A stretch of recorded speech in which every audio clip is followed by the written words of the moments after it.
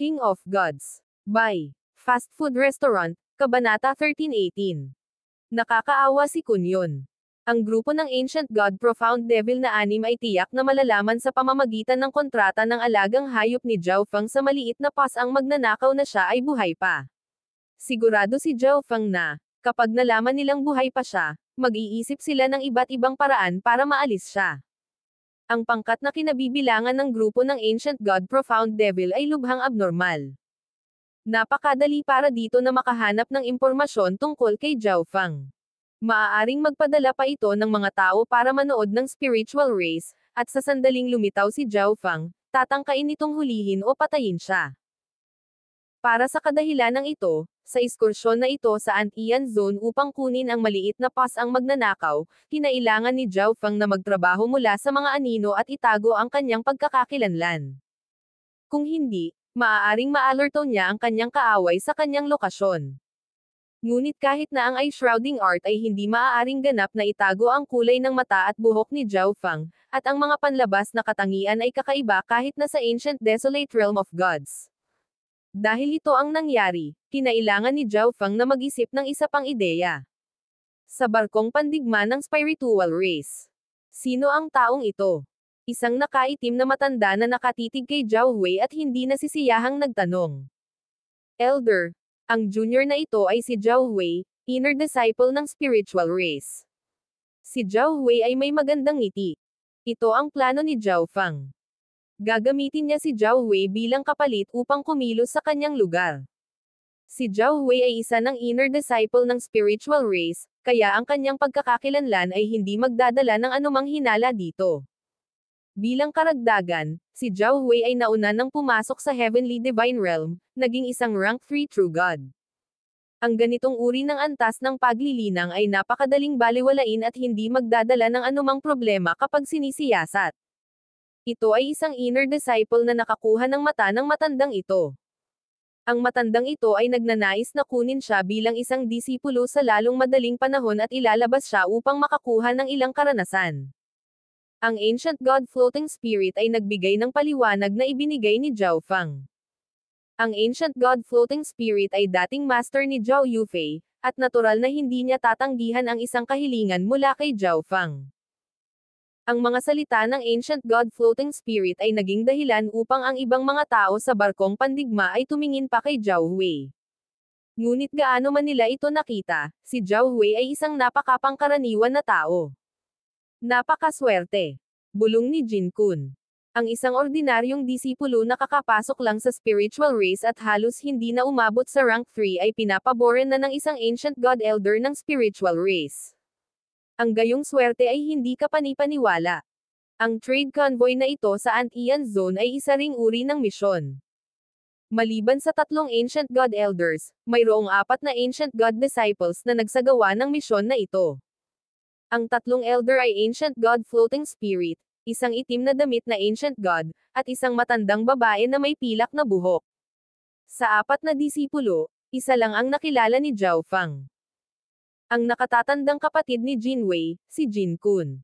Ito ay talagang isang magandang pagkakakilanlan. Bahagyang ngumiti si Zhao Feng habang inutusan si Zhao Wei na umalis at bumalik sa kanyang silid. Ang hitsura ni Zhao Wei ay nagdulot ng kaunting kahinala sa lahat, ngunit wala silang interes na bigyang pansin ang isang ordinaryong rank 3 True God. Sa pagbabalik sa kanyang silid, inactivate ni Zhao Wei ang array, na nagpapahiwatig na siya ay naglilinang at hindi dapat abalahin. Sa kanyang mga clone, si Zhao Feng ang pinakamaliit na nakipag-ugnayan kay Zhao Wei. Si Zhao Wei ay halos umasa sa kanyang sarili sa kanyang landas ng paglilinang. Sa pagkakataong ito, personal na inutusan ni Zhao Feng si Zhao Wei sa paglilinang, kahit na binigyan siya ng detalyadong kurikulum. Ang posisyon ni Zhao Wei ay isang doktor, at bilang isang doktor, hindi siya nangangailangan ng lakas sa pakikipaglaban, ngunit nangangailangan siya ng bilis at mga paraan ng pagtakas. Kaya, binago ni Zhao Feng ang Metal Lightning Radiance Wings sa isang paraan ng paglipad na angkop para kay Zhao Wei. Para sa mga intent na kailangang unawain ni Zhao Wei, ang tubig at kahoy ang pangunahin habang ang hangin at kalawakan ay pangalawa. Matapos maipasa ang mga angkop na aralin at magbigay ng mga kinakailangang mapagkukunan ng paglilinang, nagsimulang abalahin ni Zhao Feng ang kanyang sarili sa kanyang sariling mga gawain. Ang operasyon upang iligtas ang maliit na pas ang magnanakaw ay lubhang mapanganib. Kung mas malakas siya, mas malaki ang pagkakataon ng kanyang tagumpay. Si Zhao Feng ay hindi maaaring mag-aksaya ng isang sandali, inilagay ang lahat sa paglilinang.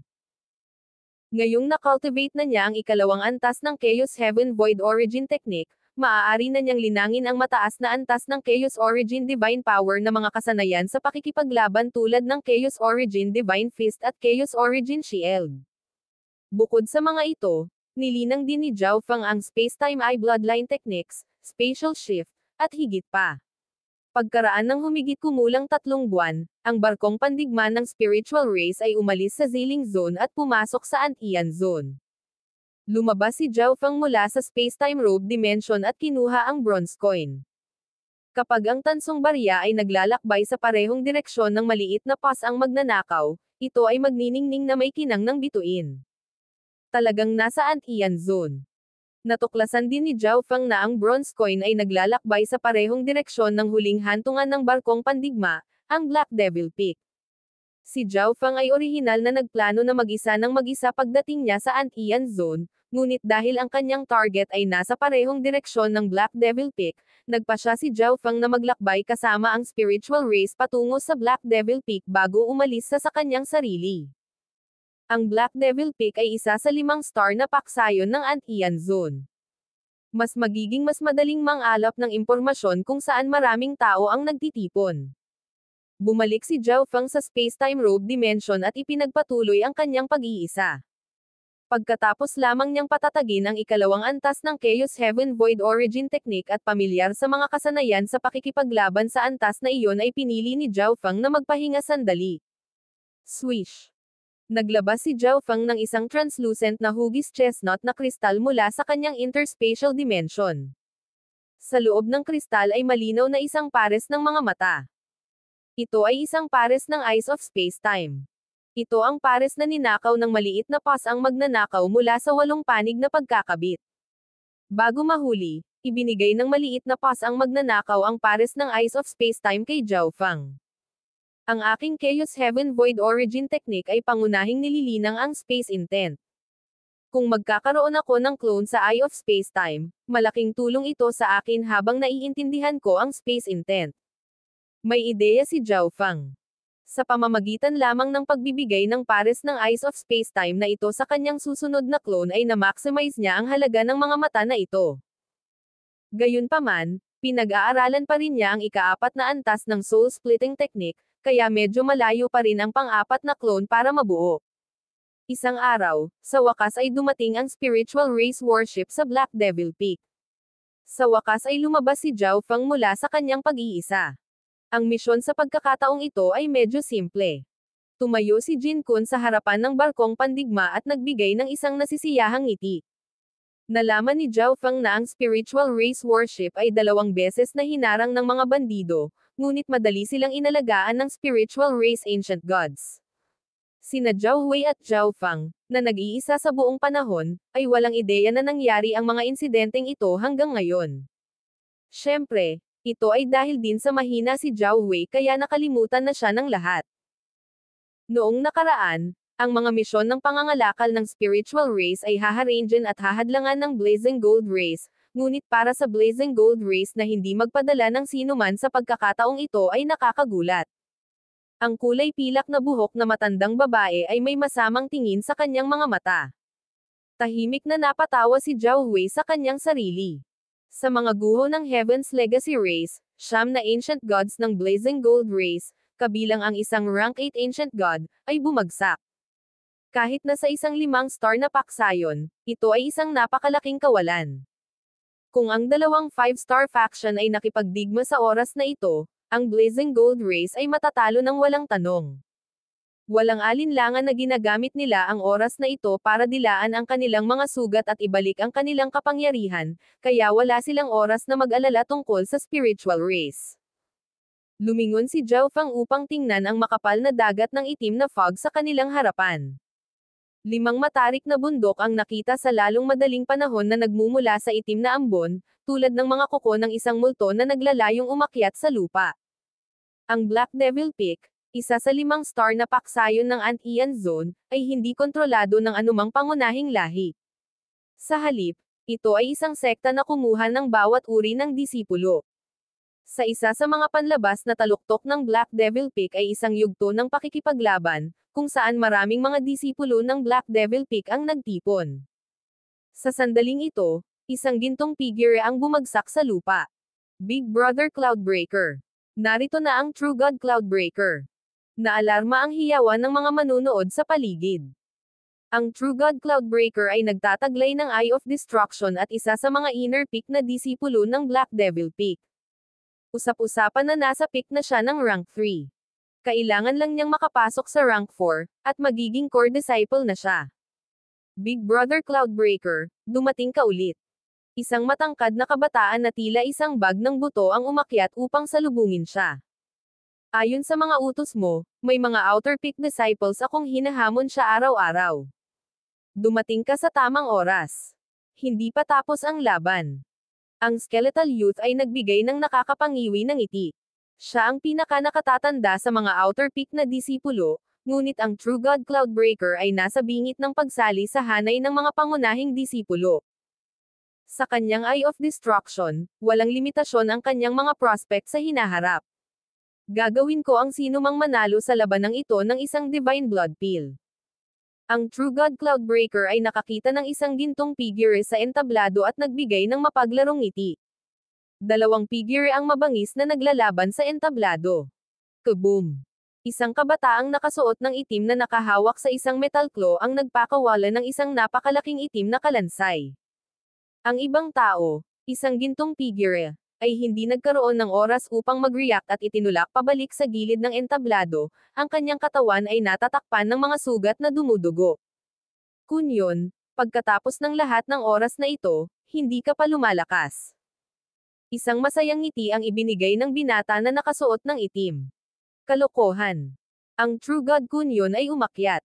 Hindi pinapansin ang nakaitim na kabataang nakadamit, tinitigan niya ang malayong True God Cloudbreaker. Siya ay nasa ganoong kalagayan dahil mismo sa taong ito. Dahil iyon ang kaso, ang Divine Blood Pill ng Big Bro Cloudbreaker ay akin. Hinawakan ng binatilyong nakasuot ng itim ang itim na metal na kuko at nilaslas si Kunyon. Boom! Bang! Ang True God Kunyon ay masyadong puno ng mga sugat para makipaglaban at itinapon siya sa entablado. Sa iyo ito.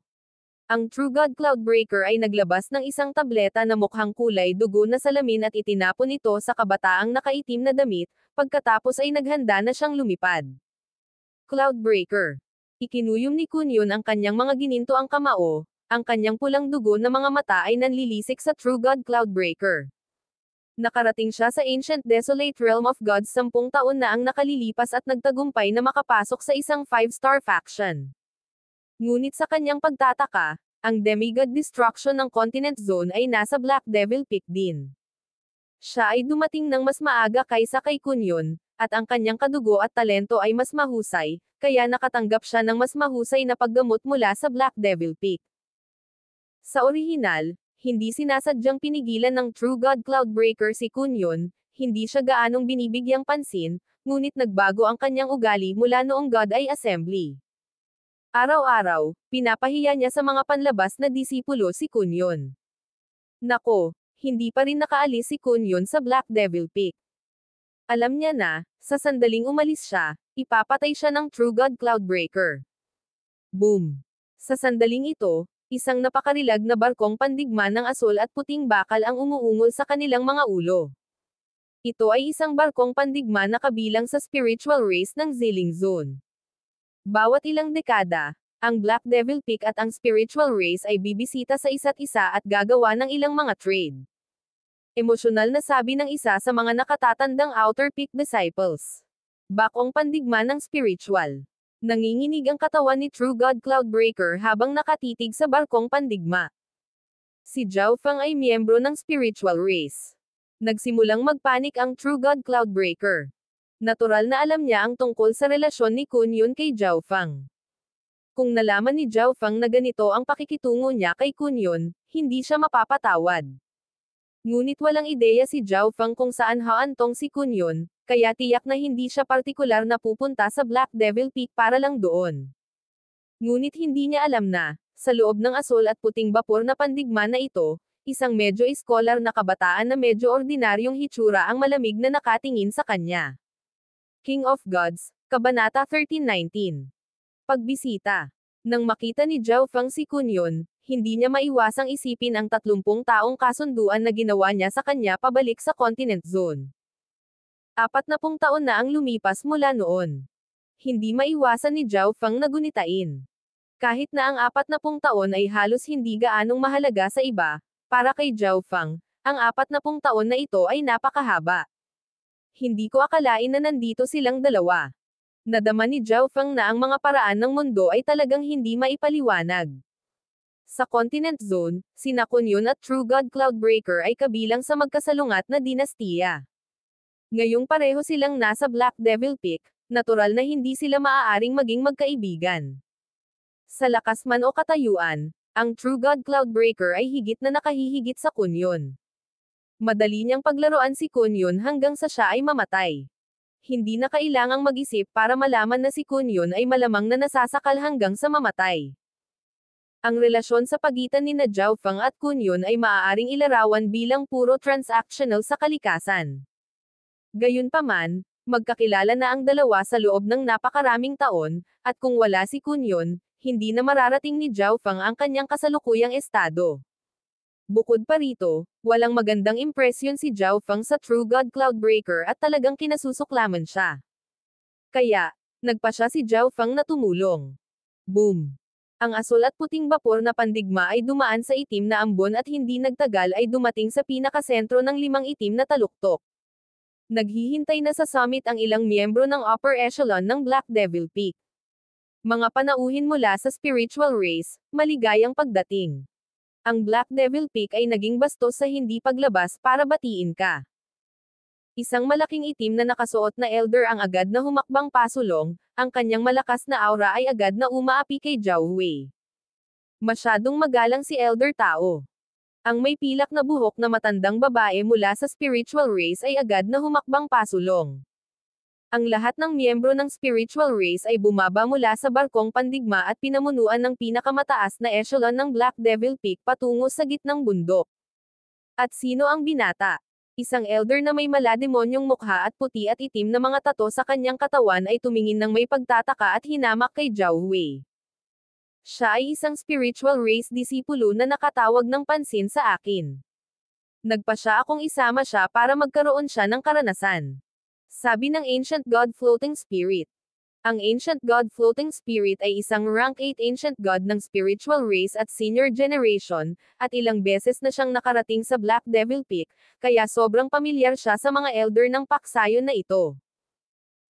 Ang mga elder ng Black Devil Peak ay lahat nakatutok kay Zhao Wei, ngunit dahil wala silang napansing kakaiba sa kanya, hindi na nila siya pinansin. At saka, isa lang siyang rank 3 True God. Kahit na may kakaiba sa kanya, hindi siya katumbas ng atensyon ng mga ito.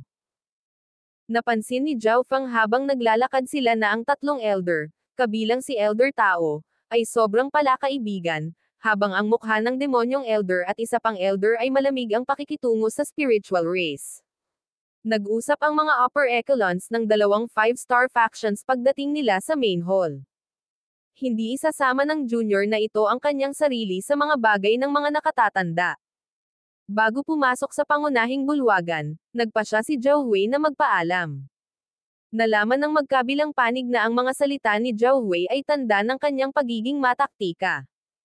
Pagkatapos magpaalam, naghanda si Zhao Wei na pumunta sa Black Peak kung saan naroon si Kunyon. Hindi nagtagal pagkaalis niya, inilabas ni Zhao Wei ang bronze coin. Napakalakas ng liwanag ng bituin. Nagulat si Zhao Wei. Ang liwanag na ibinubuga ng bronze coin ay halos naisip ni Zhao Feng na ang maliit na pas ang magnanakaw ay nakatago dito. Ngunit pagkatapos masuri ang reaksyon ng bronze coin, kinumpirma ni Zhao Wei na wala ito dito. Ngunit hindi ito malayo. Isang masayang tingin ang lumitaw sa mukha ni Zhao Wei habang inilalagay niya ang bronze coin. Hindi siya maaaring padalos-dalos sa misyong ito na kunin ang maliit na pasang magnanakaw. At least, kailangan muna niyang mangalap ng impormasyon bago maingat na makalusot sa kalaban. Whoosh! Lumipad si Zhao Wei sa itim na ambon, palayo sa gitnang tuktok. Habang dumadaan siya sa ikalawang tuktok, nagkataon lang, nabangga niya ang True God Cloudbreaker. Hindi mailantad ni Zhao Wei ang kanyang pagkakakilanlan sa oras na ito, at ang True God Cloudbreaker ay isang disipulo ng Black Devil Peak. Kakailanganin ni Zhao Feng ng dahilan bago niya ito maalagan. Kaya, nagpa siya si Zhao Feng na huwag pansinin ang True God Cloudbreaker at hanapin muna si Kunyon. Paanong hindi pa kita nakikita?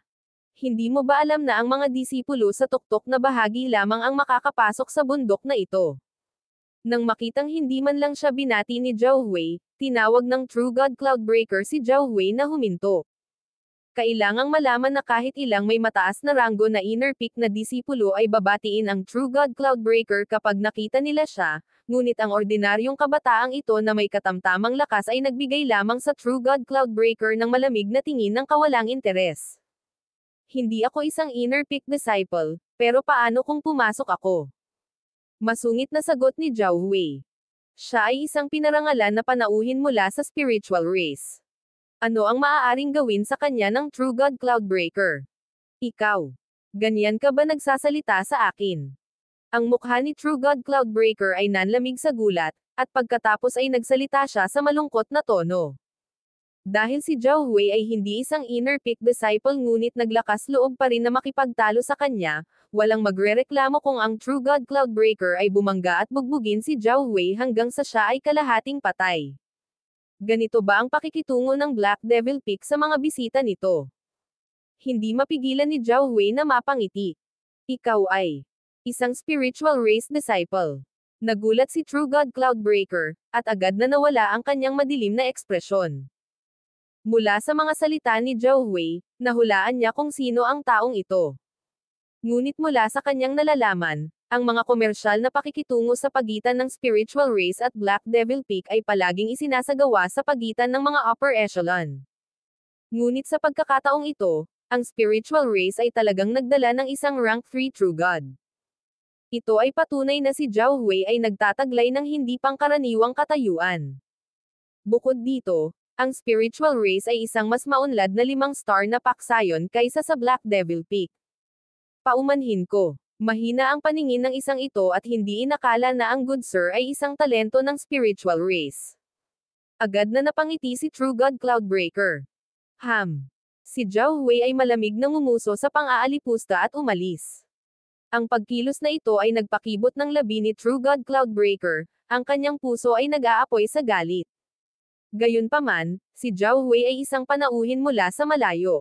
Kung i-provoke niya si Zhao Wei, masisira niya ang relasyon sa pagitan ng spiritual race at Black Devil Peak. Bakit hindi ko isama si Good Sir sa paglilibot sa lugar na ito? Iminungkahi ng True God Cloudbreaker. Nagsimula siyang kumilos ng palakaibigan, na kinuha ang papel ng isang host. Kung magkakaroon siya ng pagkakataon, maaalagaan niya si Zhao Wei, at kahit na magdulot iyon sa kanya ng ilang problema, hindi sila magiging masyadong seryoso. Mabuti naman. Nag-isip si Zhao Wei ng ilang sandali bago pumayag. Ang Black Devil Peak ay maaaring ituring na isang paksayon ng Devil daw. Ito ay isang lugar kung saan ang mga isda at mga dragon ay naghahalo, at ang mga disipulo ay madalas na nag-aagawan sa liwanag ng araw at nakikipagsapalaran laban sa isa't isa sa mga anino, kahit na hinahamon ang isa't isa sa mga tunggalian sa patak ng isang sombrero. Mukhang mahina si Zhao Wei, na hindi maiiwasang magdulot ng ilang problema. Kung makakapaglakbay siya kasama ng True God Cloudbreaker, maiiwasan niya ang mga salungatan na ito habang nag-uutos din sa bastos na ito. Ginabayan ng True God Cloudbreaker, naglakbay si Zhao Wei mula sa Inner Disciple Peak hanggang sa Outer Peak. Sa paglalakbay, maraming mga disipulo ang labis na interesado sa mahinang kabataan sa tabi ng True God Cloudbreaker. Brother Zhao, ang lugar na ito ay para sa mga Outer Peak disciples. Walang makikita dito. Ang True God Cloudbreaker ay bahagyang ngumiti. Ayos lang. Pagdating ko, may nakita akong kakilala, kaya nagpa siya akong bisitahin siya. Nagpakita ng kaunting takot si Zhao Wei. Oh, hindi ko akalain na may kilala si Brother Zhao sa Black Devil Peak. Sino ang taong ito? Siguro kilala ko sila. Ilang saglit na natulala si True God Cloudbreaker bago siya tuluyang nakapagsalita. Sa totoo lang, nagtataka ang True God Cloudbreaker kung paano nakilala ng isang katayuan ni Zhao Wei ang isang outer peak na disipulo ng Black Devil Peak. Kun yun. Nakangiti si Zhao Wei habang nakatitig sa True God Cloudbreaker. Kun. Yun. Isang kakaibang tingin ang lumitaw sa mukha ni True God Cloudbreaker. Talagang hindi niya maintindihan kung paano magkakaroon ng anumang uri ng koneksyon si Kun Yun sa isang disipulo ng spiritual race. Si Kun Yun ay nasa ancient desolate realm of gods lamang sa napakaikling panahon, at hindi pa siya nakapunta sa Ziling Zone. Kung si Zhao Wei ay hindi mukhang isang ganap na estranghero, sana ay pinaghihinalaan pa niya si Zhao Wei na mula sa Continent Zone. Paano pa niya makikilala si Kun Yun?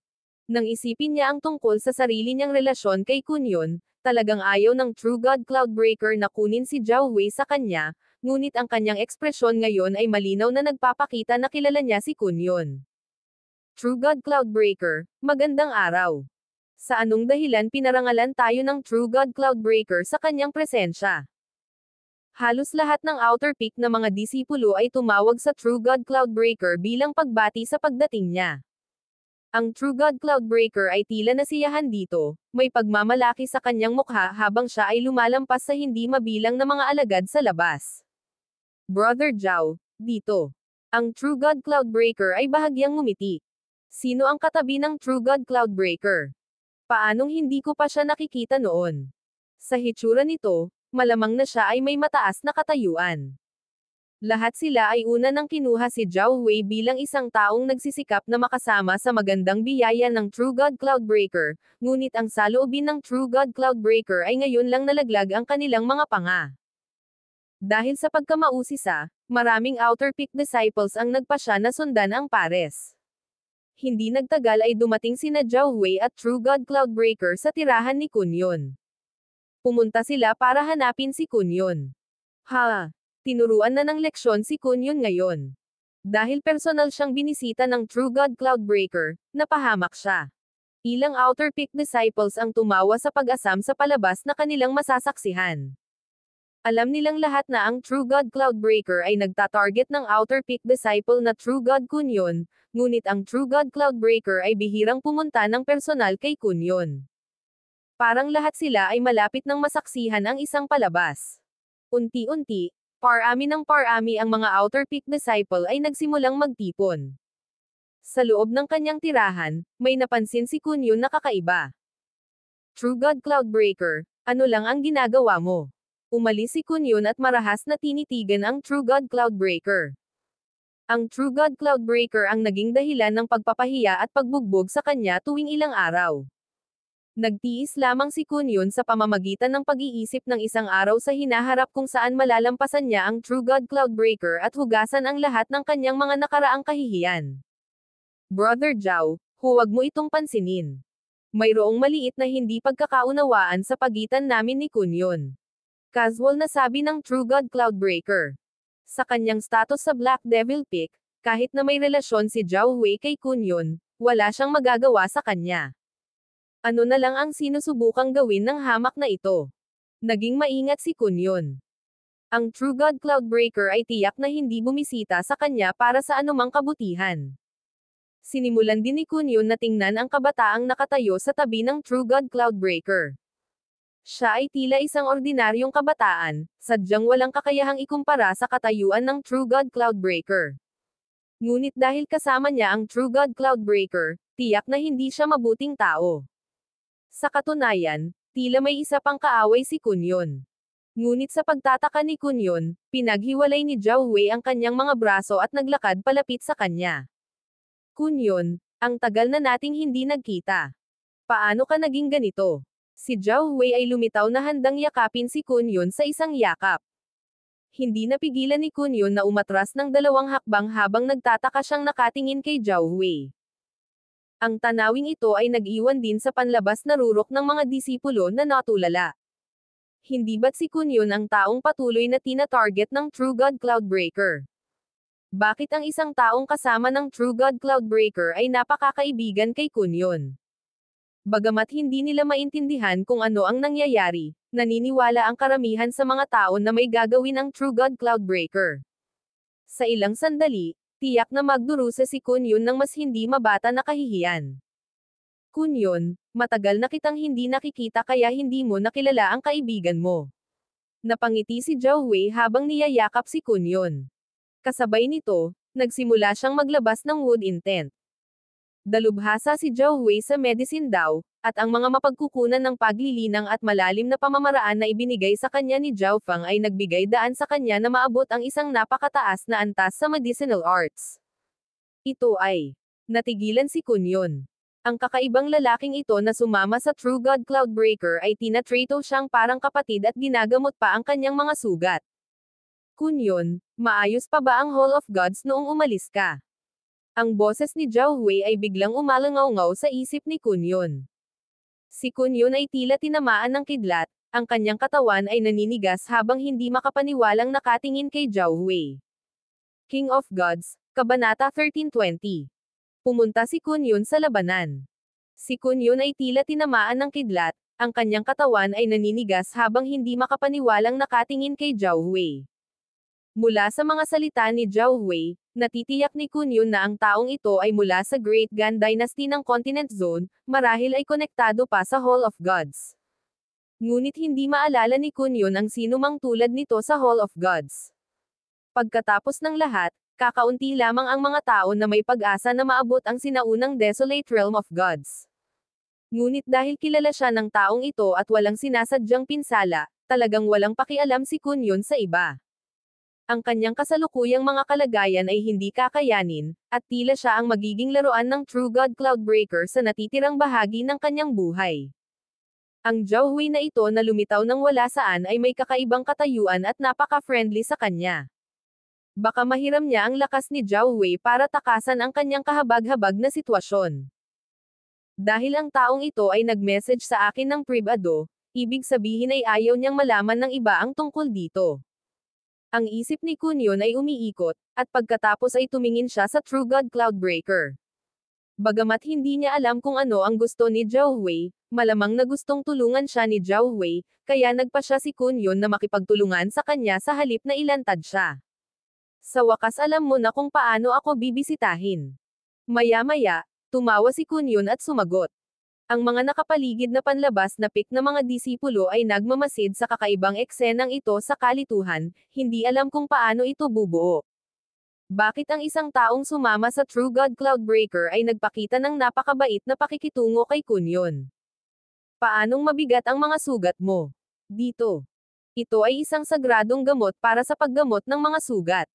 Pinagaling na ni Zhao Wei ang mga sugat ni Kunyon, ngunit sinabi pa rin niya ang mga ganoong salita.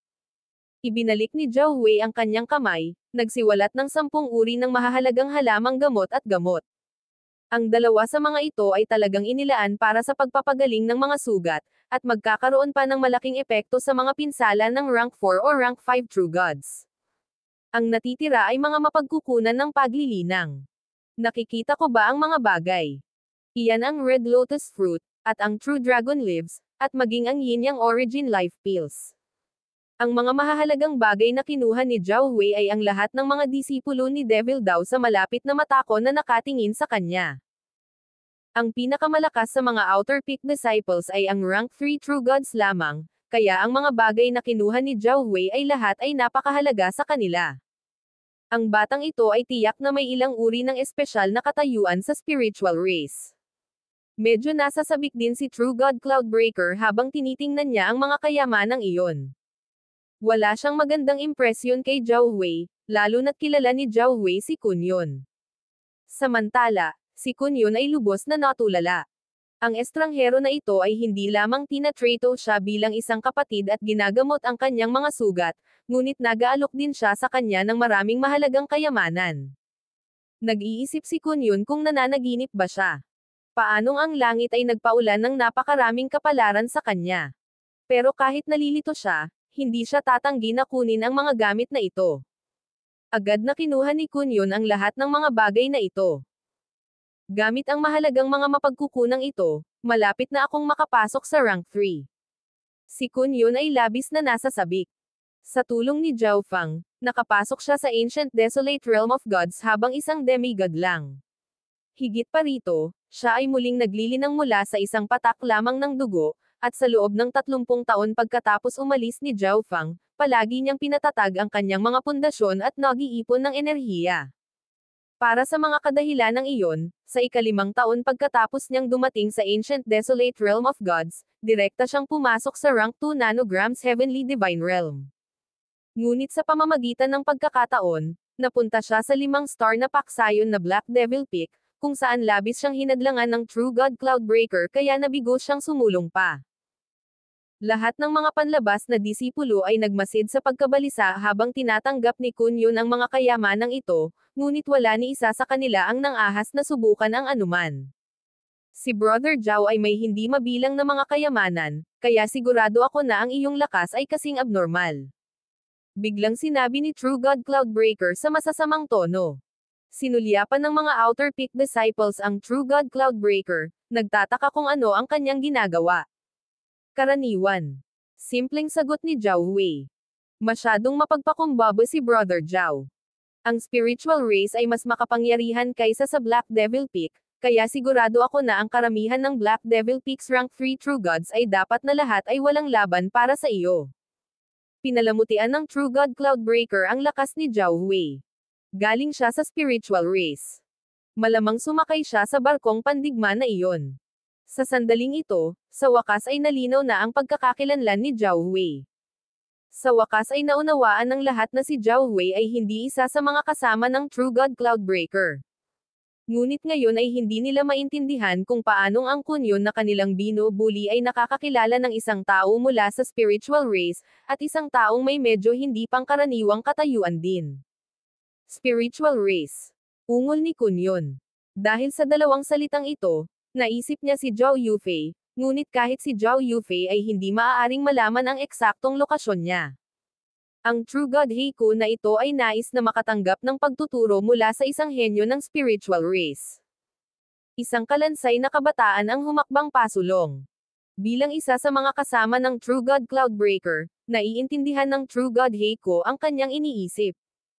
Ang mga salitang ito ay agad na nagpasigla sa mga tao. Maliwanag na ang relasyon ni Zhao Wei kay Kun Yun ay naging dahilan kung bakit ang True God Cloudbreaker ay naging masama sa kanya.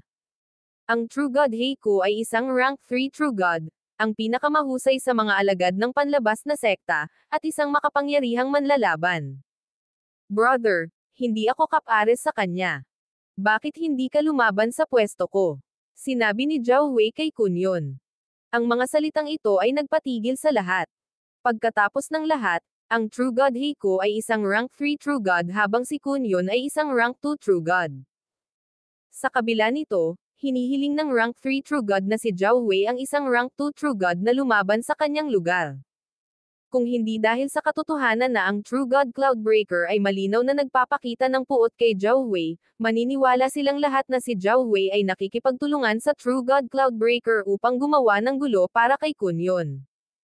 Ito. Ang isip ni Kun Yun ay ganap na blanko. Ang Zhao Wei na naging napakakaibigan sa kanya ay itinulak na siya ngayon sa dagat ng apoy. Ano ang nangyayari dito? Kung si Kun Yun ang lumalaban, hindi na kailangan pang pumunta ni Brother Heiku. Bitawan mo ako. Sabi ng isang kabataang nakaitim na nakadamit sa karamihan ng may masamang ngiti. Malungkot ang mukha ni Kun Yun habang nakatitig sa taong ito. Ang kabataang ito ay walang iba kundi ang pinakamataas na rank 2 True God na nagturo na sa kanya ng leksyon ngayon. Brother Zhao, kung wala kang pakialam sa iyong pride, pwede mong ipalaban ang kaibigan mo sa ngalan mo. Nagsalita ang True God Cloudbreaker na may pananakot na tono. Kung si Zhao Wei ay umahan upang lumaban, mayroon siyang 80% tsansa na matalo sa True God Heiku, ngunit kung hindi siya lalaban, si Kun Yun ay kailangang lumaban. Kung nangyari iyon, natural na masisira ang relasyon ng dalawa. Doktor ako. Hindi ako sanay sa pakikipaglaban. Sinabi ni Zhao Wei ang kanyang trabaho, na ikinagulat ng karamihan. Kahit ang True God Cloudbreaker ay hindi inaasahan na maging isang doktor si Zhao Wei. Kung iyon ang kaso, Ang kanyang mga salita ngayon ay medyo hindi naaangkop. Ang paghahamon sa isang doktor ay medyo nakakahiya, hindi man lang niya sinagot ang katotohanan na si Zhao Wei ay isang bisita. Ngunit imposibleng bawiin ang kanyang mga salita ngayon. Dahil iyon ang kaso, Kunyon, maglaro tayo ng kaunti.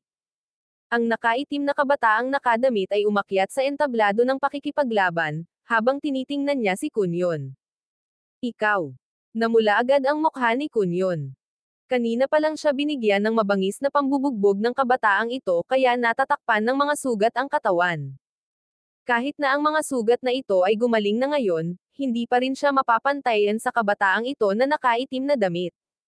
Kunyon, pagdating ko, nakita ko ang laban mo. Napansin ko na wala kang tamang divine weapon. Bakit hindi ka humiram ng kaunting sandata sa akin at pagkatapos ay lumaban ka sa kanya? Nakangiting tanong ni Zhao Wei. Ang kabataang nakaitim na nakadamit ay hindi nataranta. Kahit na si Kunyon ay may divine weapon, hindi pa rin siya makakapantay sa kanya. Nanatiling tahimik si Kunyon at nakatitig kay Zhao Wei, nagtataka kung ano ang iniisip niya. Ngunit ilang sandali pa, binuksan ni Zhao Wei ang kanyang kamay, inihayag ang tatlong nakasisilaw na divine artifact. Ang tatlong kayamanan na ito ay isang malaking itim na martilyo, isang suit ng Golden Dragon Armor, at isang pulang ulap na kapa. Ang tatlong divine artifact na ito ay naglabas ng isang kahangahangang aura na gumuhit sa mga titig ng buong pulutong. Ito ay tatlong katamtamang kalidad na mga divine artifact.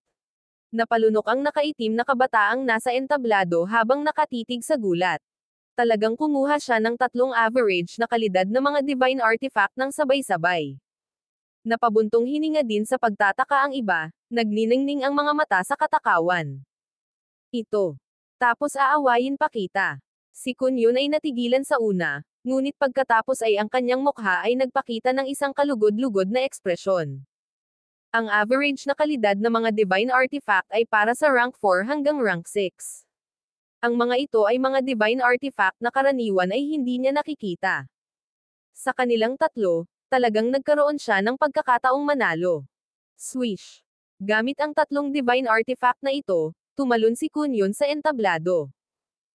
Halos hindi na-activate ang mga divine artifact na ito, naramdaman na ni Kunyon ang isang hindi magagapi na kapangyarihan na nagpapalakas sa kanyang lakas. Sa isang nakakatakot na momentum, dumagundong siya patungo sa binata na nakaitim na damit. Ang tatlong divine artifact na ito ay nakaupo sa tuktok ng average na kalidad ng mga divine artifact. Isang rank 5 True God lang ang ganap na makakakontrol sa kanila. Nagdilim ang ekspresyon ng True God Cloudbreaker. Ang tatlong divine artifact na ito ay hinati sa pagitan ng pag-atake, pagtatanggol, at suporta, at ginawa nila si Kunyon na halos hindi magagapi sa rank 2 True Gods, kahit na pinahintulutan siyang hamanin ang rank 3 True Gods. Boom! Bang! Gaya ng inaasahan, 5 galaw lang ang palitan ng dalawa bago pinalipad ni Kunyon ang kabataan sa entablado gamit ang kanyang martilyo. Ilang beses na samuka ng dugo ang binata bago tuluyang bumagsak sa lupa. Hahaha! Tawa ng tawa si Kunyon habang bumababa ng stage. Mula nang dumating siya sa Black Devil Peak ay hindi na siya nakaramdam ng sobrang refresh. Nakakuha siya ng napakaraming mapagkukunan, maaaring gumamit ng average na kalidad na mga divine artifact, natalo ang kanyang kalaban. Kunyon, bagay sa iyo ang mga divine artifact na ito. Ibibigay ko na lang sa iyo. Nakangiting sabi ni Zhao Wei. Halos madapa si Kunyon sa gulat. Ito ang tatlong katamtamang kalidad na mga divine artifact na ibinibigay sa kanya ni Zhao Wei. Bagamat siya ay lubhang nag-aatubili na ibigay ang mga ito ay tunay na napakahalaga upang kunin lamang. Ngunit pagkatapos ng matinding pagpupumilit ni Zhao Wei, sa huli ay tinanggap sila ni Kunyon. Ang mga alagad sa labas na rurok ay nataranta at natulala sa kanilang nakikita. Sa pamamagitan ng mga cultivation resources at tatlong average na kalidad na mga divine artifact, si Kunyon ay hindi magagapi sa outer peak at maaaring makapasok sa inner peak. Ngunit, medyo nanlumo si Kunyon. Kahit na ang isang taong walang kasalanan na may kayamanan ay mag-aanyaya ng kapahamakan sa kanilang sarili, hindi banggitin ang isang tao na mayroon ng maraming kaaway. Sa sandaling umalis si Zhao Wei, Tiyak na target siya ng True God Cloudbreaker at susubukang agawin ang lahat ng mga item na ito. Sa sandaling ito, isang tinig ang umalangaw-ngaw sa isip ni Kunyon. Kapag malapit nang umalis ang mga tao mula sa spiritual race, sumama sa kanila sa spiritual race. Hahaha, Brother Zhao, hayaan mong ipakita ko sa iyo ang ibang lugar. Isang masasamang ngiti ang ibinigay ng True God Cloudbreaker. Habang narito si Zhao Hui, magiging maayos si Kunyon, ngunit kapag nawala na si Zhao Hui, hindi na magiging sigurado ang mga bagay. Ang mga cultivation resources at divine artifact na ito ay magiging kanya lahat. Sige. Tumanggo si Zhao Hui at naghanda na umalis. Good sir, sino po kayo? Bakit mo ako tinutulungan? Si Kunyon ay puno ng pasasalamat, ngunit nang siya ay kumalma, siya ay nag-message kay Zhao Hui. Hindi siya naniniwala na ang isang taong walang relasyon sa kanya ay gagawa ng lahat ng mga bagay na ito para sa kanya. Munting Kunyon, ang iyong alaala ay talagang kakilakilabot. Nakalimutan mo na ba kung sino ako? Sa mga salitang ito, umalis si Zhao Hui kasama ang True God Cloudbreaker. Ang kaluluwa ni Kunyon ay nabigla, at tumayo siya sa kinaroroonan niya at tinitigan ang papaalis na si Zhao Hui. Sa kanyang buhay, isang tao lang ang tumawag sa kanya na Little Kunyon, at ang taong iyon ang tumulong na buhayin siya mula sa isang patak ng dugo, si Zhao Feng.